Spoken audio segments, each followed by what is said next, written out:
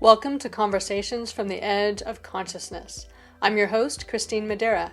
For me, and possibly for you, the inner world of consciousness has always been much more real and way more fun than the so-called real material world. Growing up, I thought I was alone in this, but I'm not. There are a lot of us, and far too many have no one to talk to who shares this experience.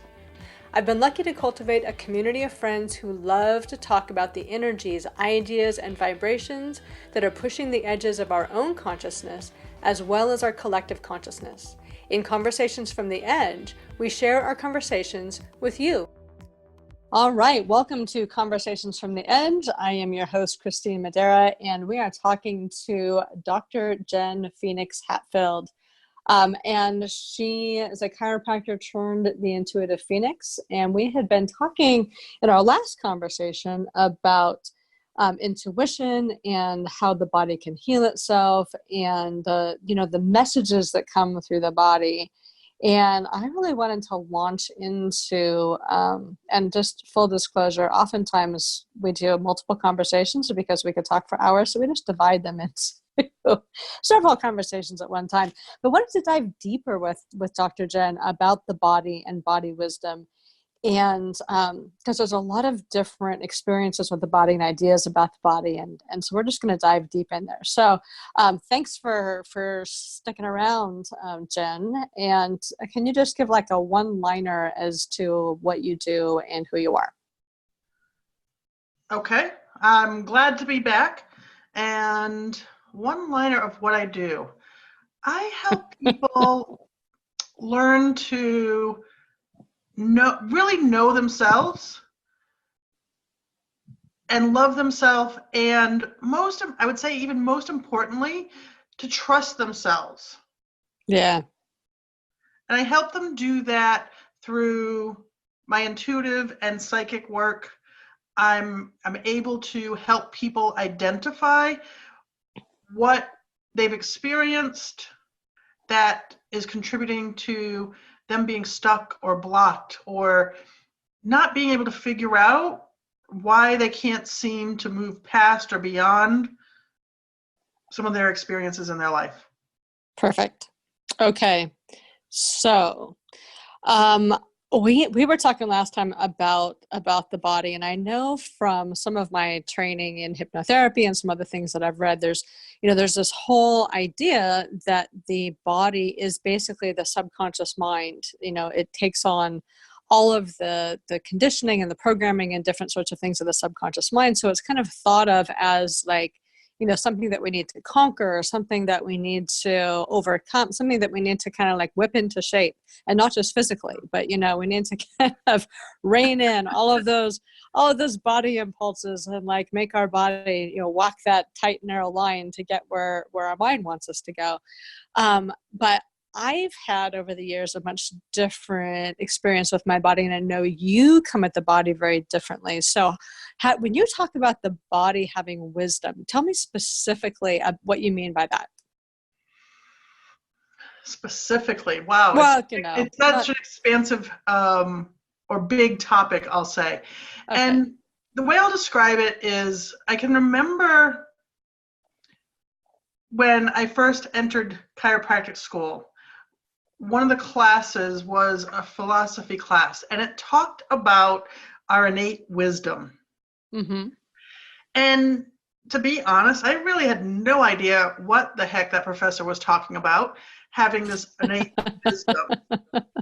And then he started to share some simple examples, things that most of us have experienced at one point in our life.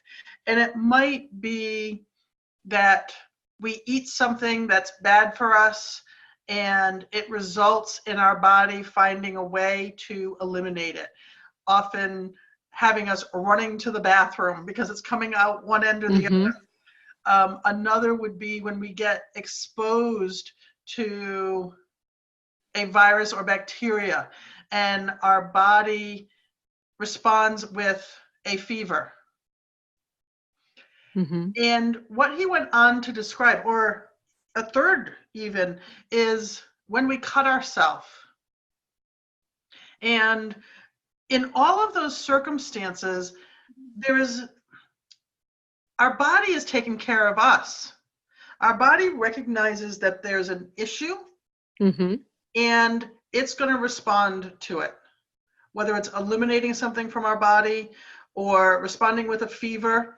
And one of the things that I was amazed to learn in chiropractic school is the reason our body responds with a fever is because bacteria and viruses can't live Mm-hmm. in 98.6 degree temperature environment.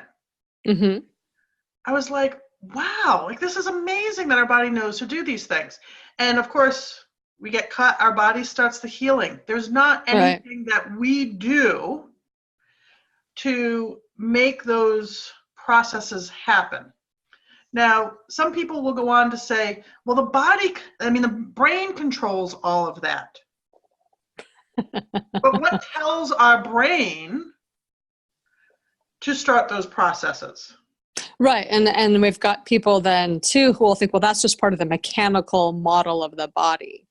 But I'm with you on that one because, one of the really interesting things about fetal development is that the heart begins to beat before the brain begins to form. And so there are these innate signals in the body, this innate intelligence in the body that has it moving to rhythms that are outside the brain directed parts of the body. Well, right. And of course, as the embryo is developing, there's no brain that's controlling that. Mm-mm. Brain doesn't exist yet.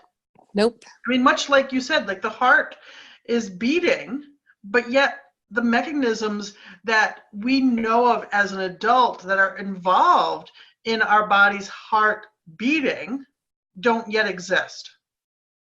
From a physical standpoint that can be pointed out and can't be pointed out. And I think that's one of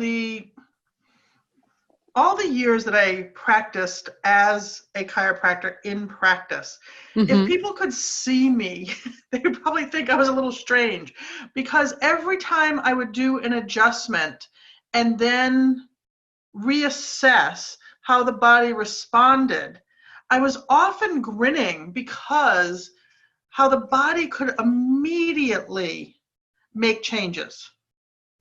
Yes. That somebody could come in excruciating pain, and by putting a light force in specifically to the body, that the body could take that force, make changes, and the person have, in a lot of cases, immediate response.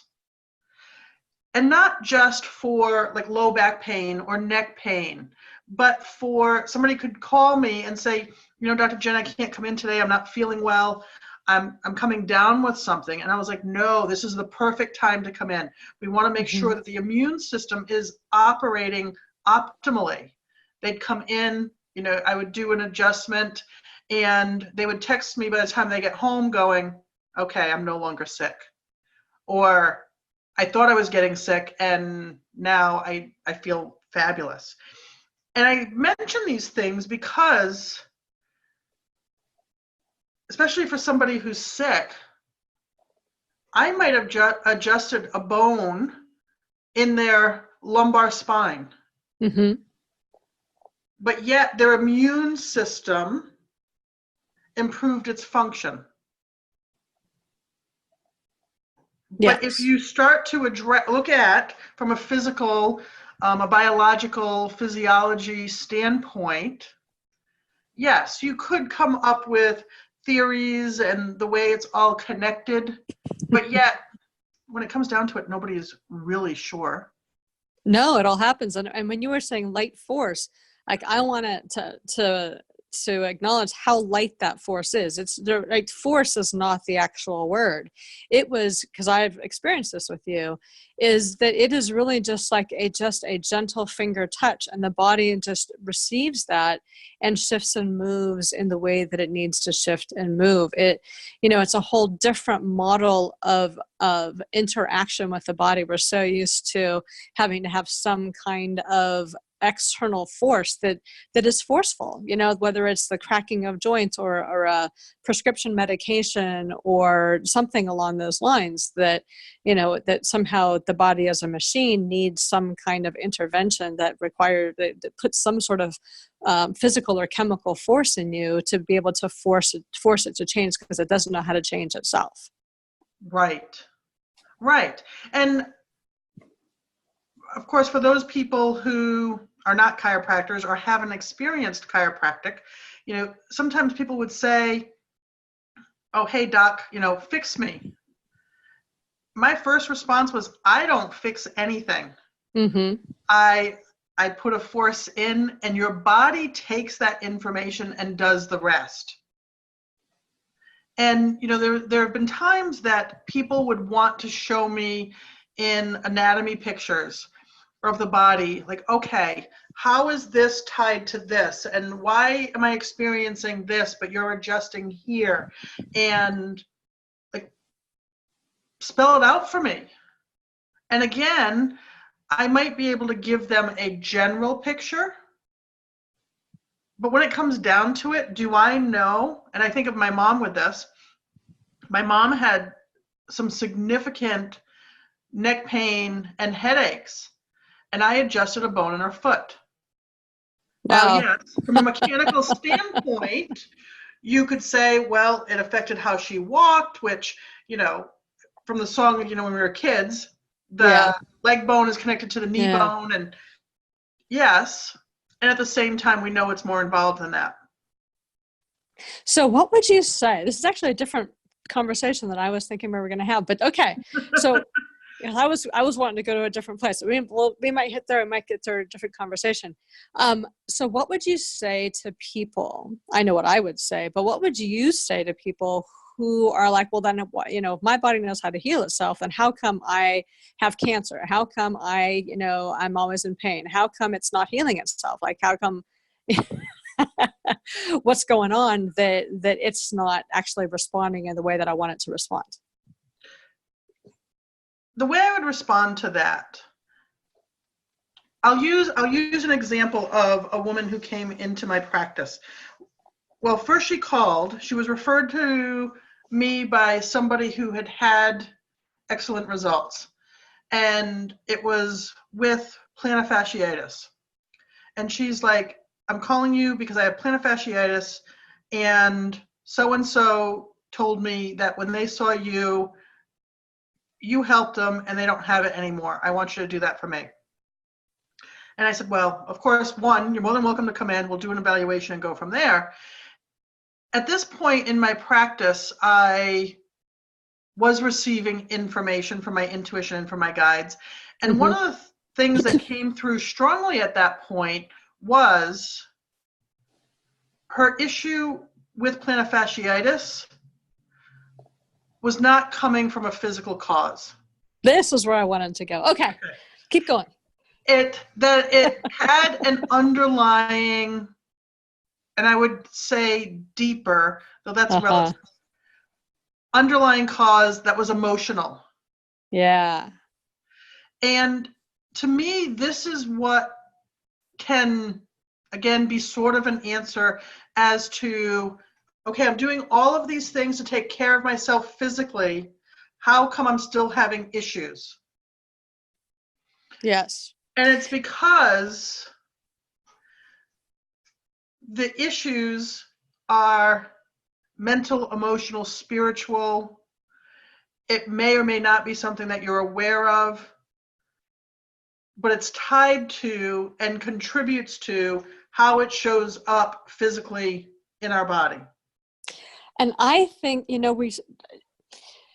to me, like when I was working with people and they would come with various kinds of physical issues and things, it's like there's something that's acceptable about having a physical issue and like there's a separation between who we think of as ourselves, like who I am from this mental construction and identity, and what my body is, and that it's somehow okay if my body has a problem and I get an intervention and then my body heals. But there's a real resistance I've found with a lot of people, and I wanted to find out if you did too, that somehow there's something in that construct of who I am as an identity that's causing this, that then all of a sudden that's like really, really personal. And then it becomes sort of this, oh, I'm defective. And so I don't want to address it. I just want you to fix my knee. And I don't mess with my head, just fix my knee. Yes, yes. And the thing is, how do I say this?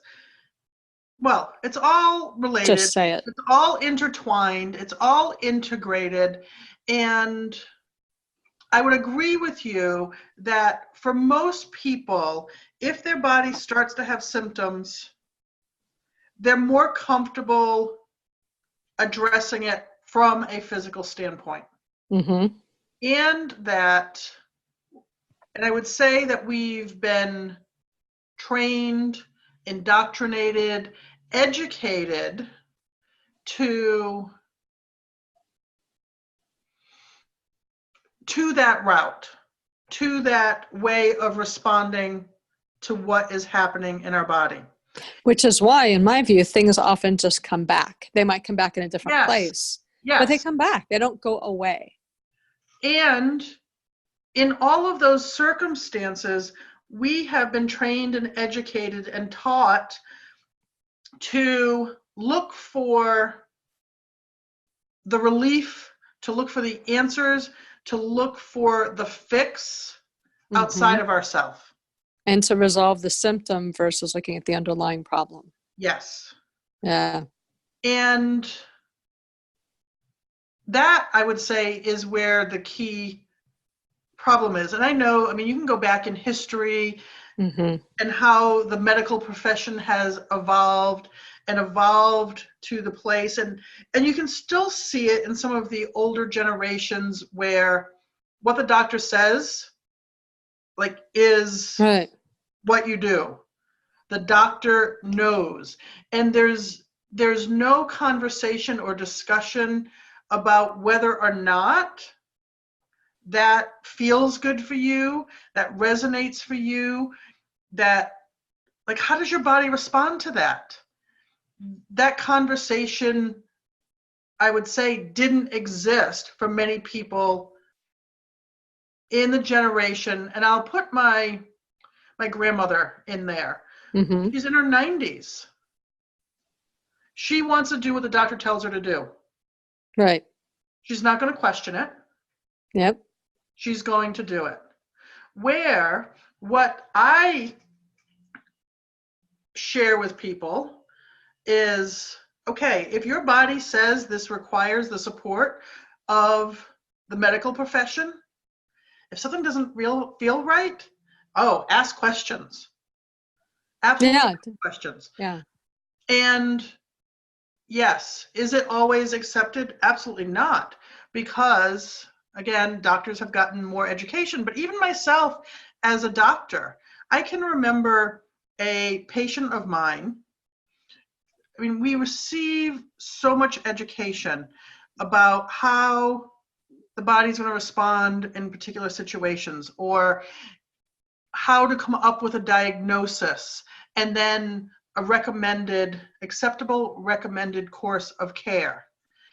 And I can remember one woman in particular, I recommended that she change her level of activity, that she avoid certain activities.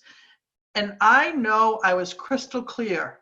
One of the things, do not play softball. She was experiencing some issues with her knee and also with her elbow. Was she getting relief? Was there progress? Yes.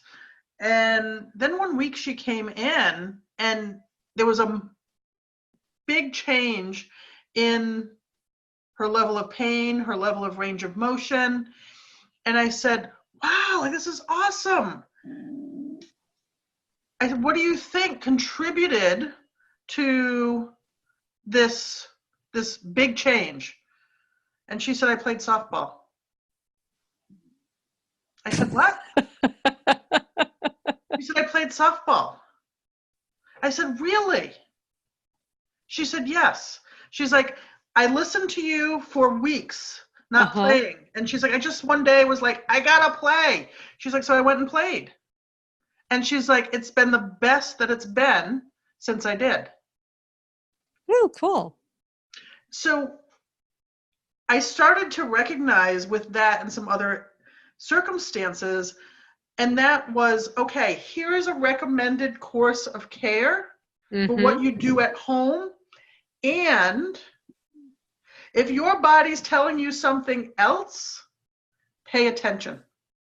Okay, so here's the thing with a lot of people, like when I was doing hypnotherapy and working with people as well, is that there's a lot of confusion. Like people when they don't hear the messages from the body because the mind is so loud. And so I know, in order to really heal with the body and to hear the body and to respond to what your body really needs, which is often totally counterintuitive to what you would think that you would want to do. It's hard to sometimes hear the body because the body tends to be quiet and requires some spaciousness and requires some quiet in the mind. And the mind is so fast to just jump in, or the body begins to respond, and then the mind is like right there, just like saying, oh yeah, okay, you got 2 words in, now I'm going to jump in because now I have an opinion about what's coming up. So how do you begin to, and then the other piece of this one with the mind and coming back into healing is, when it's something that is an emotional issue, how you almost have to disarm all of the defenses in the mind in order to allow that spaciousness for the body's wisdom and healing to come through, because it has to feel heard. It has to, like in our first conversation, you went into chiropractic because you felt heard in that forum in a way that you didn't feel before. And it's the same thing to me for a body and healing, that body needs to have that space to feel and be heard and responded to, the outside of the mind. And oftentimes all of those, the mental and the emotional barriers we have to coming into vulnerability with our own self, to be able to hear those deeper things. How do you work with people with that? Or what do you recommend? I know what I do, but what do you do? Well, one of the key pieces, and it goes back to the first conversation that we had, which is the importance of communicating with yourself, or how I refer to it, checking in with myself on a consistent basis. Okay. Now, and I compare, much like I said in that conversation too, was I treat myself like a best friend. Your best friend, whoever that might be, is a relationship that's developed over time. It's developed with a level of consistency. It's developed with a level of connection, a level of trust. And sometimes such a deep level of trust that even if you don't talk to each other for a period of time, that when you connect again, that trust is right back. With us, it requires that we take the time to develop that relationship. Sometimes people say, well, you make it seem like it's so easy. But as you mentioned too in that first conversation, I've dived into this. I've committed to this level of relationship with myself. I know you put it on your phone. You had your alerts. Yes, yeah. I do. And I do recommend that to people. I recommend that you set, and the reason I recommend this, well, let me say first, I recommend that people set an alarm on their phone multiple times a day. Mine is set to go off every hour, and actually it'll go off at 4 o'clock, starting at 9 o'clock in the morning. Wow. And it ends at 9 o'clock at night. And the reason for that being is because what I've discovered for myself is if I'm checking in consistently, then I know myself better, and I love myself, and I trust myself, and my body knows I'm going to check in. And I think that's key as well. So for me, I know, like, I tend to railroad, and it's crazy because I've done this work for years and years and years. I can talk anybody through all kinds of stuff. But for me, I'll get in those places and I'm like, oh yeah, I need to check in with my body. And my mind's like, it's fine. You don't need to worry about it. It's all good. There's no aches or pains. And I'll have to really catch myself right. because my mind is speaking for my body. And so Yes. for me, when I check in, and oftentimes, because, and you'll tell me this too, is I was like, oh, this hurts. And you're like, check in with your body. I'm like, oh yeah, forgot about that. But to actually, like, I need to really, I sit, I get quiet. See, this works better for me than being in nature, although that works in a different way. And I come into the breath, and I'm a big sensation person. Like, I experience most things and most resolution, most stuff via sensation, and a lot of what my body brings to me through sensation. And as the sensation unwinds, then an awareness will come. So that's, I think, that's my process. So when I check in with my body, I need to sit and get quiet for a little while and tune in and see if there's any sensation that's speaking to me, and give the sensation that spaciousness to unwind. Because I think people, and I know I was like this, like, I wanted my body to respond in language. Like, I wanted to, send me the language, send me the telegram, send me that so that my mind understands it. Cause that's, I've got this mind that just, like, won't stop. And, I've learned over the years that the language of my body, and it's different for different people, is sensation. And when I get quiet and I can tune into that, like, that helps to bring that wisdom forward. That, like, as a sensation unwinds in my body, then all of a sudden there's this awareness that pops in, and I'm like, oh, like, and then it's there, and it's gone. There's no thought. It's sort of like this awareness. It's like, the picture that has 1,000 words, but you don't need to go through all the 1,000 words because you know them all with a single picture. And that, for me, is how I need to check in with my body. So it might be different for different people, and to really experiment around with what's your body's language? Like, how do you communicate best with your body, and how does your body communicate best with you? And how can you pay attention to that in a meaningful way? And it's one of the reasons why I talk about it as developing a friendship, developing a relationship, because it is different for every single person. And if you think of the people that you have relationships with, and you think of, like, how you show up with one friend versus another friend, what you're going to say, what you're going to do, how you get together and spend time together is going to be different because of that. So I use the check-in, I use the setting an alarm on the phone as a framework that can then be personalized to whoever's using it. So for you, it's sensation. For me, it's deep breathing and saying, hey, body, what do you want me to know? And knowing I'm going to receive information. So let me ask you this: how do you receive your information? I think that's a lot of, like, the discovery process is to understand how people receive it. So how do you receive it when you receive information? The way I describe mine is as a knowing. There's a term for it, clear. And now, because I want to pull that. Cognizance. Yes, thank you. Yeah.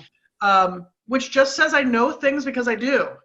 And it's not a brain knowing like that. Right. I want to make that clear. This is not your mind. This is not your brain knowing. This is that like, that kind of knowing that right before the phone rings, somebody's going to call you, and then the phone rings. Like, it's that kind of knowing.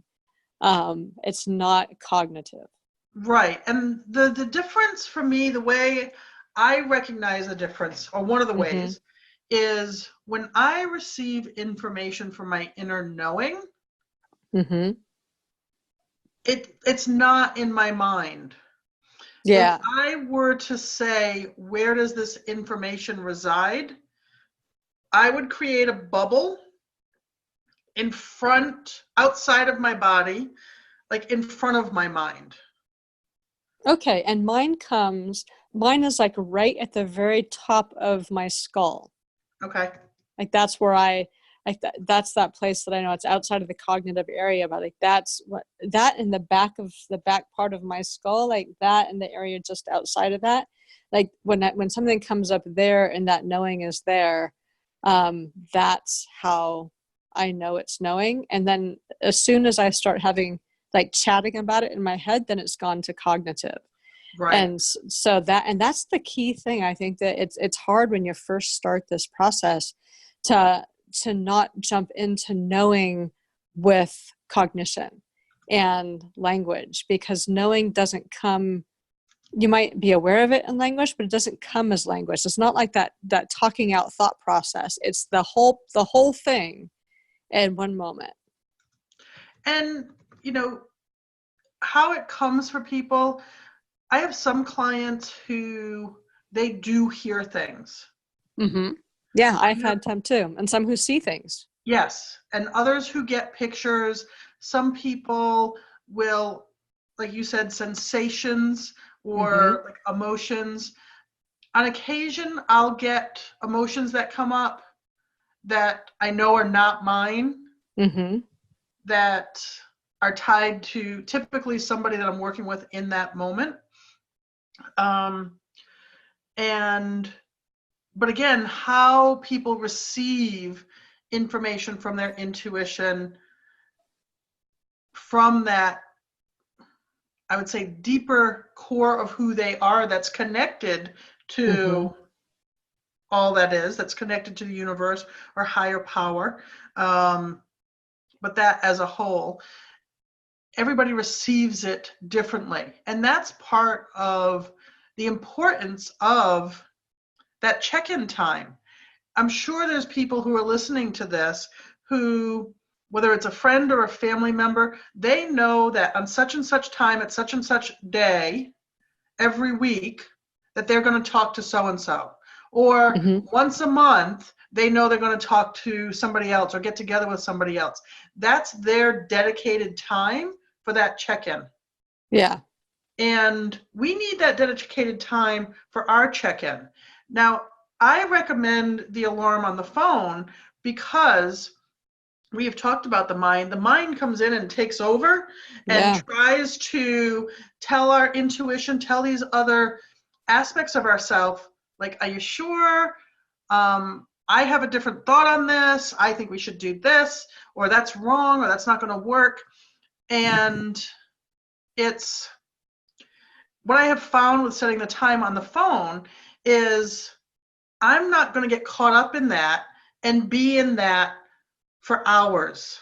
Because, for instance, the alarm went off at 4. If I started to get all up in my head now and didn't recognize that myself, when that alarm goes off at 5 and I stop and check in, when it happens, I usually start laughing, going, oh yeah, thank you. One day it happened when I was out hiking in the woods. I was getting tangled with my dog on his leash, and we hike all the time, so this is not something that normally happens. And it's a path that I walk regularly. I was tripping over roots, and I was a mess. And then the alarm went off my phone. I literally am in the middle of the woods laughing hysterically because I realized, because of something that I had read that morning, I was all up in my head and my mind had taken over and I hadn't recognized it. But as soon as that alarm went off, I didn't even have to say, hey, Jen, how you doing? As soon as that alarm went off and I know it was my check-in, I started laughing. I'm like, whoa, yep, mind, like, nope, like, you're done here. This is not helpful. Did some deep breathing.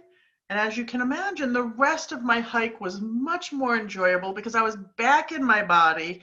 My mind was no longer in control and, in this case, wreaking havoc. So that's one of the reasons why I like the alarm, especially for people who are first learning how to do this. Yeah, for sure. Because without something to keep us on track, it's really easy to, well, get off track. Well, and I know we're coming up toward a hard deadline for you, so we're gonna have to cut off here in a moment. But I will, whether it's with you or somebody else, I want to go dive deep into conversations about the difference, like in the mind, the difference between helpful cognitive thought and processing and that conditioned mental chatter that takes over everything. Because there's a place for the brain. I mean, the brain's a magical thing. There's Right. a place for that directed cognitive process. And then but most of us have been like, we have this constant inner monologue that our brains are just sort of yapping around, and like 98% of it's the same stuff again and again and again. So if you stop paying attention to it, you'll get it at some other time. You don't have to like listen to it, but our awareness goes to our mind because we're trained that that's where the action is. Yes. And so for me, when I notice my mind is chattering, because I've been meditating for years and I've gotten my chatter down pretty well, like as soon as I notice that, immediately I drop my awareness into my body, and my mind still might be chattering, but I'm not paying attention to it because it's not saying anything that's relevant to anything that I'm interested in. So, when we talk about the mind and the brain and all of this, it's not discounting the true value of cognitive processing. It is distinguishing between that part of us that's whipping us into, into emotional things or reactive things in our conditioning, and not that stuff that we actually need to sit down and problem solve and use our mind in a really effective way. So I will find somebody, whether it's you or somebody else, to talk about that with, because to me that's just a fascinating thing to pick apart. But I know that we're up to a deadline for you. So is there any last things you want to say about this before you tell people how to connect with you if they would like to? Yes. And well, the first thing that I would say is, unless you have a problem to solve, and I say a problem, like a math problem or Balance your checkbook. Yes. Figure out how to take a trip, like how the directions to get from Yes, here the to there. logistics of it, or you're doing something technical. Mm-hmm. You will receive more information and more wisdom if you ask those questions from within your being and not of your mind. Because, and this is the way I would describe it for me, when we ask our questions from within ourselves, from within our wisdom, we're not leaving the mind out of it. Mm-hmm. We're just not letting the mind run the show. Right. And be the only one who speaks. So when we ask the questions from within ourselves, the mind can contribute information, but we're receiving information from every aspect of ourselves. The conscious that we're aware of, plus the subconscious and unconscious that we're not aware of. And I would go a step further, that's also where we access our intuition, higher power, all that is, however you describe that, that's where we access so much more, or we have availability of so much more information, and information that doesn't require us to read a book or to learn something new. It's information that we can be given. Yeah, and I differentiate it. For me, is that the brain only knows what it's learned, so it is limited by the past. It is limited by what it has learned, the books it's read, all of that, and how it synthesizes that information. And those deeper things like that, our heart is the organ that is or their sensory part of our organ is connected to the subtle field that has access to everything in present tense form that you would possibly need. And quieting the mind, unless you're balancing your checkbook, although I'd probably do better with that if I did it from my intuition. Honest to God. So, and accessing that deeper stuff, like that's where you get answers that you need right this moment and not based on the self-reflection of the past. So that's one way I differentiate it. All right. And we can talk forever and ever. Right. I know Obviously. you got to go. And so people who want to connect with me, thank you. theintuitivephoenix.com/edge for the audience of Conversations from the Edge. Yay. And that link will also be on the conversationsfromtheedge.net website. So you can always go there and find all of our conversations and everybody's access information and be able to create your own conversation with somebody as amazing as Dr. Jenn. So thank you for this conversation. I look forward to talking with you again soon. And as always, it has been just a lot of fun. Yes, thank you. This is your host, Christine Madera. I hope you've enjoyed this conversation from the edge of consciousness. You can find all our conversations at conversationsfromtheedge.net. You'll also find links to schedule a private conversation with me or any of my friends, as well as tools to help you expand your own consciousness and explore what's possible for you outside the boundaries of your current perceptions. Feel free to use this podcast to start your own conversation by sharing it with friends, on social media, in your blog, or even in your own podcast. And as always, live the adventure of pushing your own edge. It's the most amazing adventure there is.